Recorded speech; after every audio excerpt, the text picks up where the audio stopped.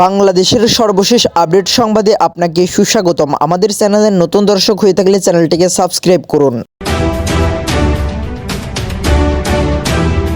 অজু নিয়ে মন্তব্য, বিএনপি নেতা বুলুর দুঃখ প্রকাশ। তারেক রহমানের নাম উচ্চারণ করতে হলে অজু করবেন, এমন মন্তব্যে দুঃখ প্রকাশ করেছেন বিএনপির ভাইস চেয়ারম্যান বরকত উল্লাহ বুলু। বুধবার 26শে ফেব্রুয়ারি এক প্রেস বিজ্ঞপ্তিতে এই মন্তব্যের জন্য দুঃখ প্রকাশ করেন তিনি। গণমাধ্যমে পাঠানো বিজ্ঞপ্তিতে বুলু বলেন, কুমিল্লা মহানগর বিএনপির সম্মেলন ও কাউন্সিল অনুষ্ঠানে উদ্বোধক হিসাবে আমার বক্তব্যের একটি জায়গায় তারেক রহমানের নাম উচ্চারণ করতে অজু করবেন, এই কথাটি মনের অজান্তে বলে ফেলি। আমার বক্তব্যের এই বাক্যটি উচ্চারণ করা মোটেও শোভন হয়নি। আকস্মিকভাবে উচ্চারিত এই ধরনের বক্তব্যের জন্য দলের নেতাকর্মী, সমর্থক ও সভান্বয়দের মনে আঘাত এনেছে। আমার এই বক্তব্যের সঙ্গে দলের কোনো নেতাকর্মীর কোনো সম্পর্ক নেই। অজ্ঞানতাবশত উল্লেখিত বক্তব্যের জন্য আমি আন্তরিকভাবে দুঃখ প্রকাশ করছি।